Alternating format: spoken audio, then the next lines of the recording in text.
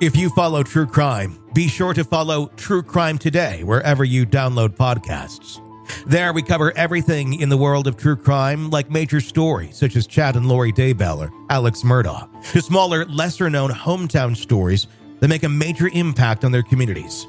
We take a deep look at the people, places, and psychology in real time that all come together to create these stories. Search True Crime Today wherever you get your podcasts and press subscribe. So what do you do when your absent father decides to show up to your own wedding? So in the thank you card, do you actually say to them, hey, it's been a while? I don't know. We're going to dig into that today.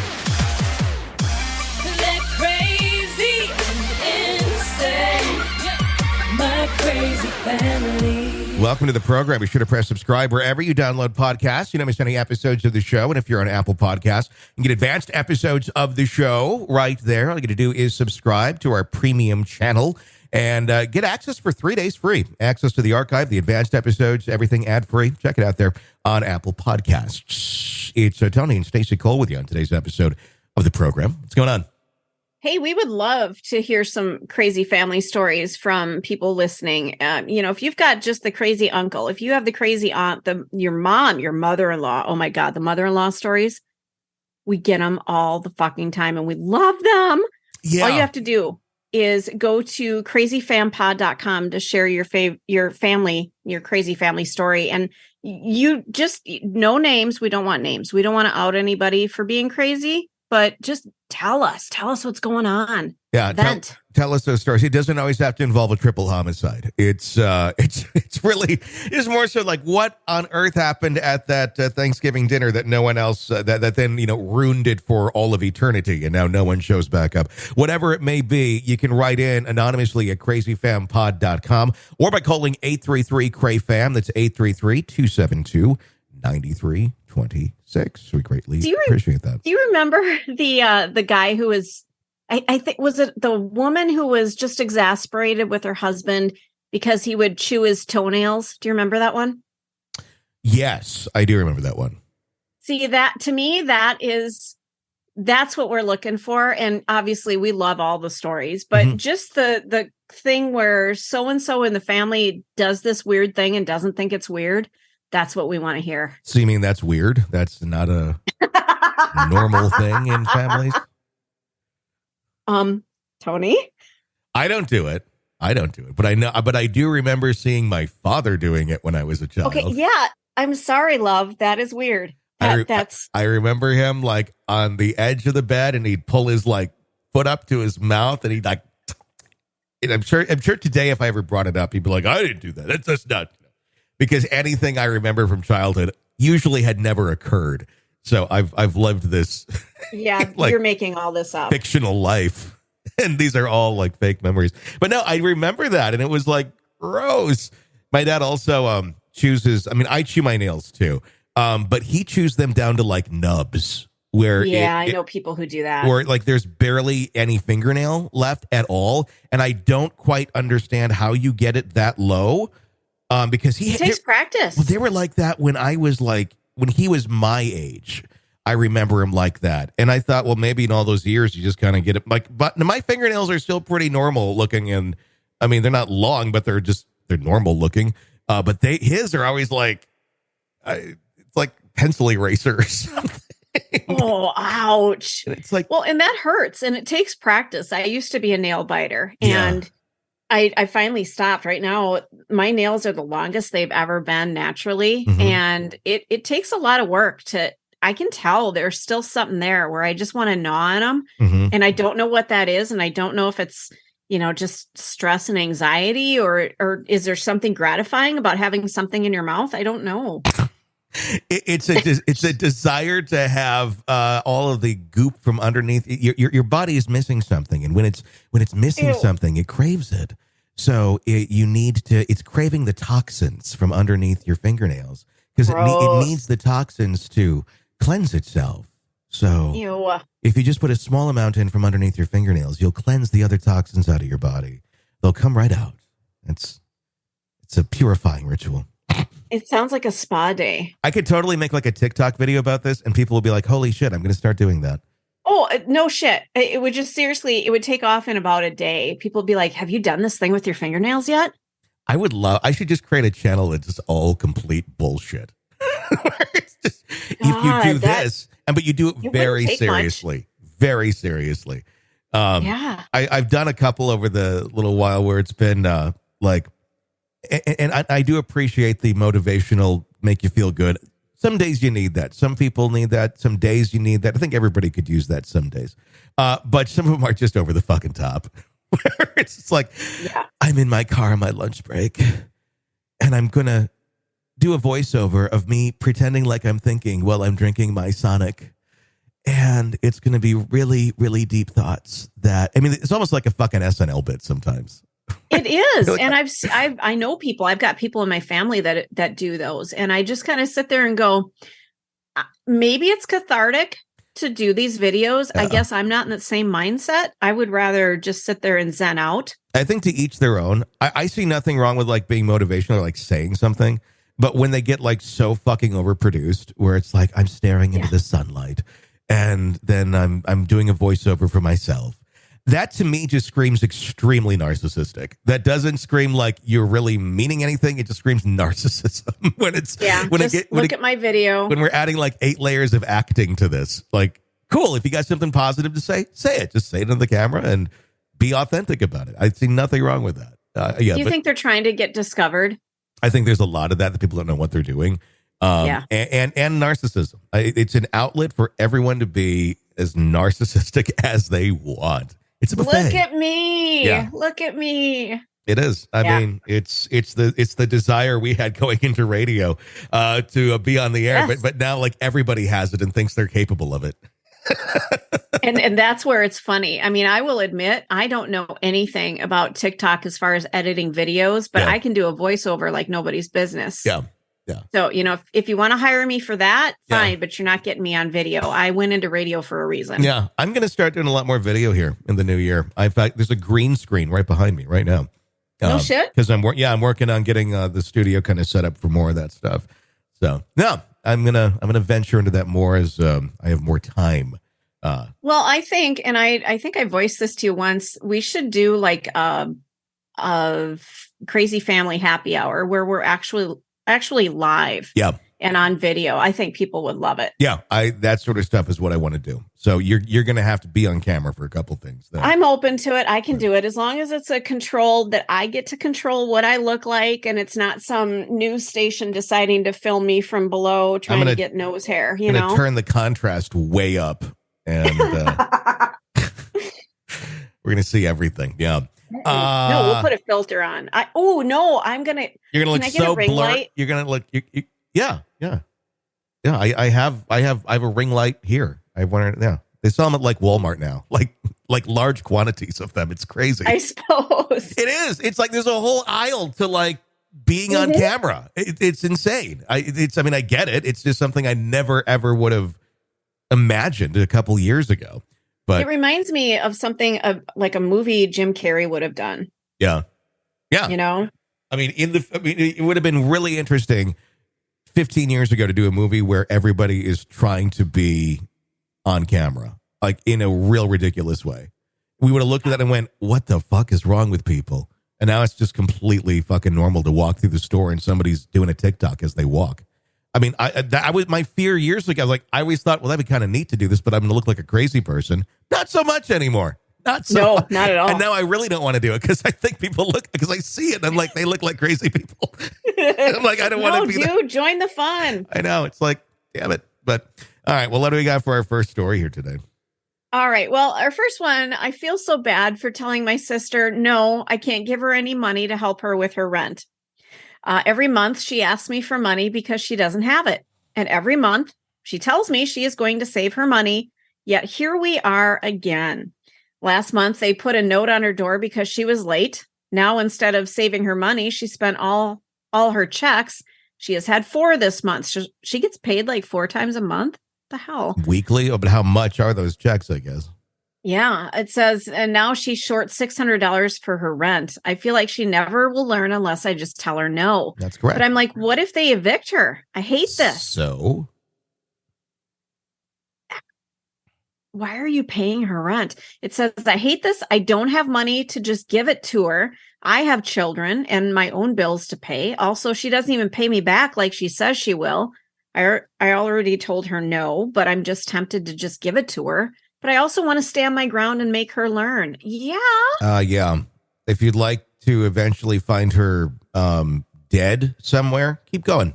Let's keep giving her the money. It may be extreme, but I'm sorry if she's not figuring this out and people stop enabling her, she'll figure it out. Or she's going to go end up living with her parents or something.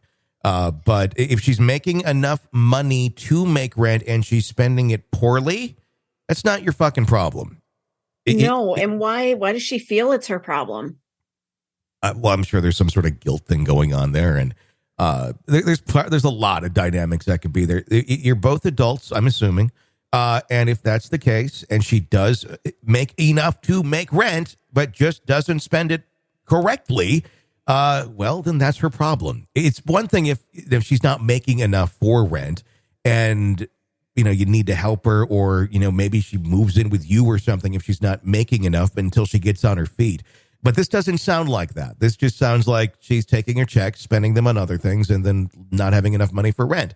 And what happens? You get evicted at some point. And sometimes people need the giant slap in the face to wake the fuck up and be an adult. And that's just it. At some point, you have to learn that, if you're going to live on your own and you have to pay rent, you have to pay it on time and you have to pay it on a regular basis. That's how life works. I can't imagine being a landlord. I've thought of that. I've thought of like investing in some properties and doing. I'm like, no way in hell. And people are like, well, you could hire someone to manage it. Like, sure, I know I could, and I probably would, but that still doesn't make them pay. And there's so many fucking things now where it's like, well, you know what? There's the laws are on their side. They could like fucking shit out the place for 2 years, not pay you shit, and you get the expense of redoing the building for however many hundreds of thousands of dollars that is. I mean, I know there's ways of doing this, but holy shit, I don't even want to attempt it, just seeing how human beings are today.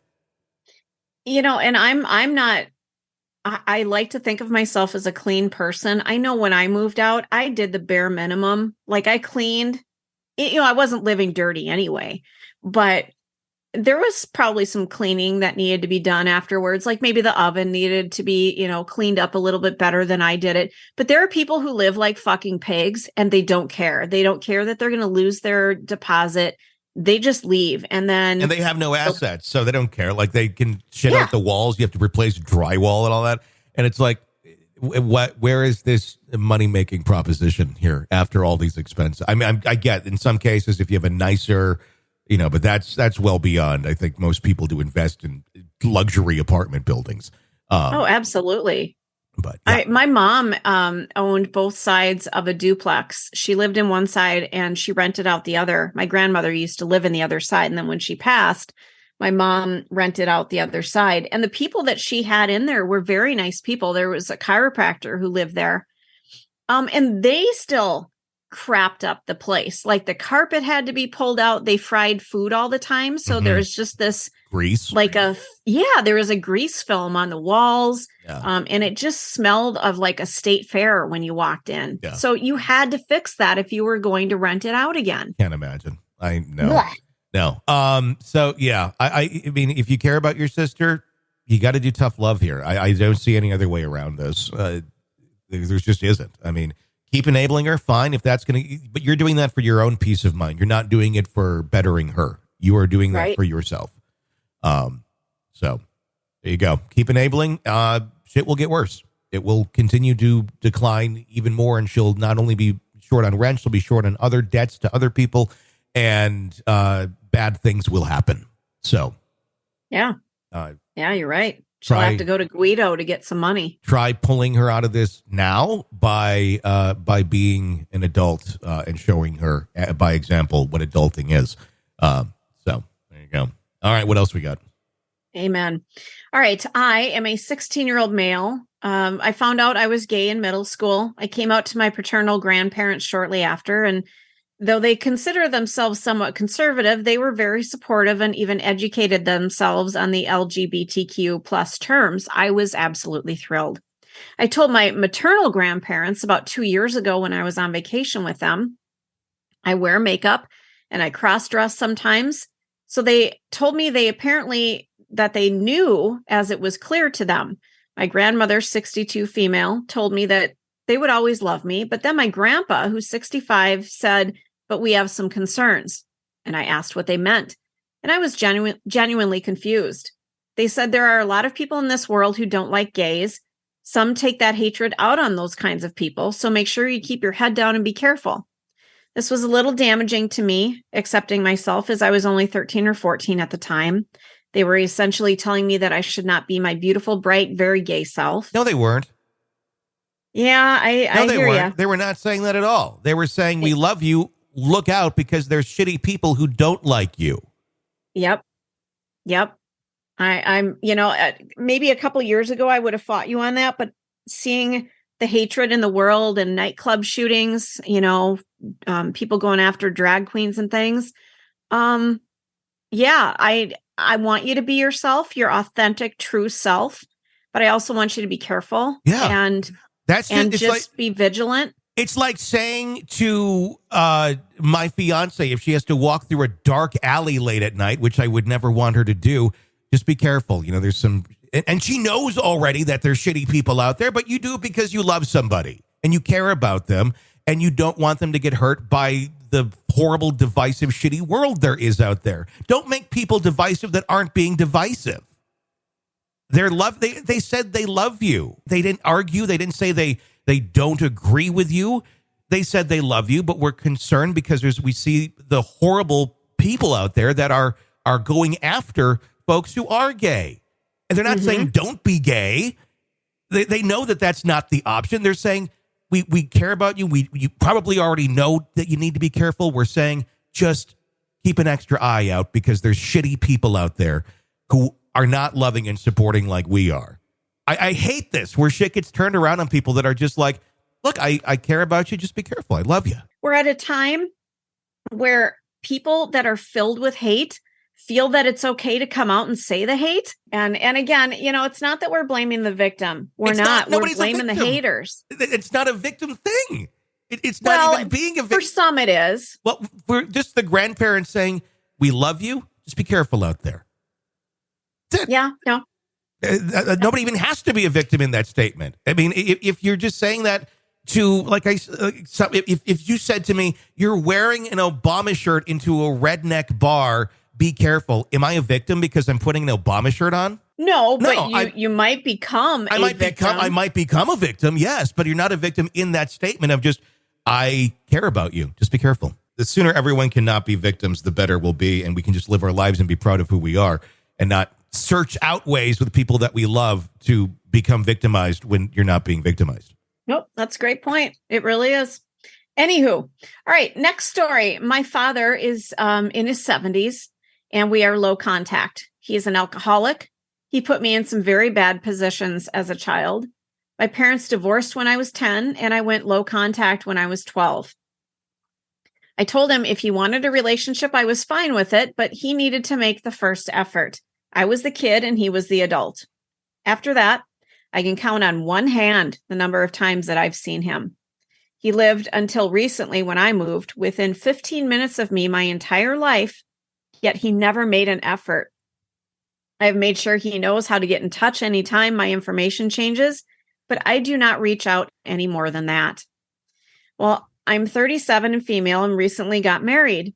I invited him to the wedding. I figured it was a 50-50 shot of him showing up. I mainly invited him so that I know I've done everything I am willing to do to have a relationship with him. It is up to him to meet me halfway, and he never has. Well, he actually showed up to the wedding. And true to my prediction, he was the first to leave the party. But my main issue is this. I'm currently writing out my thank you cards. He and my stepmother gave us a card with a small amount of money in it. It was the most he's ever given me in decades. I don't know what to write in the thank you note. He always moaned about having to pay child support and made my life for my mother and me difficult even after the divorce. What do I say to someone when there are both a million things to say and yet nothing to say at all? The wedding is likely the last time we'll ever see each other, and this thank you card is likely the last time I will communicate with him. To be honest, I think I will be relieved when he does finally pass. A relationship is a bit like Schrodinger's cat. It both exists and it doesn't. I don't even know. Don't send a card. What is there to say? So? I mean, what revelation do you plan on making in a thank you card from your wedding when you really didn't have much of a relationship before, during, or after this? Either, one of two things is going to happen. He's going to have some sort of revelation and decide that he suddenly wants to have this relationship or put the effort in, or whatever is holding him back will suddenly break in his psyche and he'll be this totally different person. None of which the above will ever happen. Yeah. And if you want that relationship for yourself, then drive the 15 minutes and try and make that relationship if you want it. Try and create something there. You're an adult. If you want to have it, try to have it. If you don't want to have it, don't pretend it's there and that something is being withheld from you. It's done. I mean, don't, I guess, become a victim of someone here that you clearly know how they're going to be treating you. That's a great way to live through life and be really sad and upset and feel hurt. And you have every right to be, but don't let it define you. Find a path and stick with it and live your life and don't let this plague you. Yeah, I think that's really accurate. And I'm not sure what you're going to achieve other than, driving that stake in a little bit harder. But what's the goal? I mean, sending that letter, what is, just say thank you for coming. If you just want to acknowledge their presence, that's cool. Yeah. Thank you. You don't need to go into, why did you not have a relationship with me my whole life? I can't believe it. And then you shut up. If you want to do that, go talk to him. Go meet up sometime and have a conversation.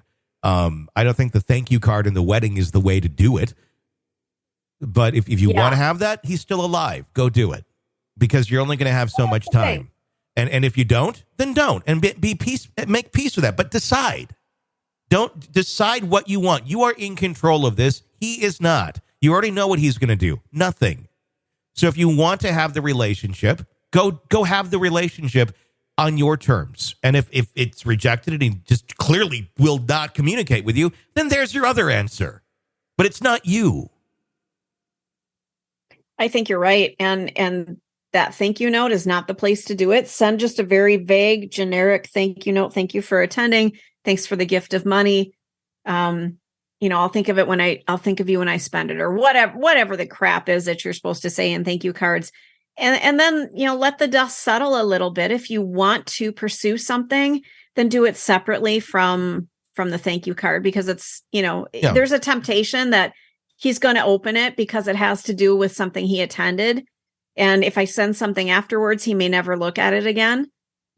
But that's not the appropriate place, because then you're going to be the bad person here. Well, and there's a lot of ways you should look at this. If you want to have that relationship or try to have some semblance of a relationship before they're dead, is you're going to have to kind of hear out where they're from, what they're coming from, or why they acted the way they did. Doesn't mean you have to accept it or endorse it or all that, but you can at least have some context. And maybe there's something there you don't know about. I'm guessing there's a lot of guessing on assumptions here on what people's intentions were over the years.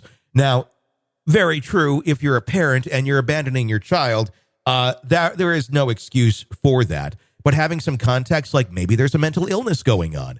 Right. Maybe, and with that mental illness, they believed this of you, or that you felt this way about them. And they were fearful, and their illness was holding them back from acting a certain way, or made them completely incapable of being a productive parent, and they thought it was best that they just stay back. Again, none of them good logical things for a parent to do, but that's what a mentally ill person would think, and that's how they act. So I would be curious as to know, and try and have that talk if you really want to know where they're coming from. And maybe, opening up some of those gates, answering some of those questions for him would make this a little more comfortable. It sounds like he's extremely uncomfortable around you for whatever reason that may be. And I don't know what it is. It's certainly not your fault. You were a kid when all this started, but you're 37. They're going to die sometime. Make a decision on what you want and be at peace with it, because any of them can be right for you. There's no right or wrong here. It's what you want for you, and do it for you. Well, that's the thing, and to be at peace with it, that, if you decide you are not going to pursue any sort of discussion with dad about what the fuck happened, you need to find a way to be okay with, if he dies tomorrow and you never got resolution to what the fuck happened, was it because I was a girl and you didn't relate well to girls, or you never wanted a kid, or whatever it was, or you had brown hair, you need to be okay with it. You may find some peace in the truth. And right now, I think the truth is your narrative and what you have in your mind. And there's probably a lot of elements of the truth in there. But there is a such thing as the truth. There's your truth, there's his truth. And then once everybody can see context to everything, there's the truth. And here's what happened. And if you'd like a full picture of the context of the truth, then you'll have to have that conversation. If you'd like to continue going with your narrative of your truth, cool. But then don't be wondering forever what the actual truth is if you never went out and tried to find it. Yeah, it's a really good point. We all have our interpretation of things, and they're not always right. No, they rarely are. Yeah. and the sooner people can accept that, the easier life gets. It's all about context. And there's this thing like, well, if I hear this, then that means I agree with it, or I'm going to forgive it. No, it doesn't. It just means you have a better understanding. And we can all have a better understanding of everyone's context and where they're coming from. Not everything is from a place of malice and evil and hurt and trying to discriminate and trying to do this or that. No, it's not. It really fucking isn't. But we do, and I'm not trying to say this person is trying to be a victim, because I don't. I think they're just confused. But there's a lot of fucking people who just want to create a way to be a victim, and they'll invent any fucking way they can, even with those that love them. Eventually, they alienate them because they fucking act like they're persecuting somebody when they're not. So, yeah. It's just, it's very easy to go down that route. But you're in control. You're an adult. Go do what you want. Have the conversation. Don't. Whatever. But well, and I would also stress, this is obviously something weighing on this person's head.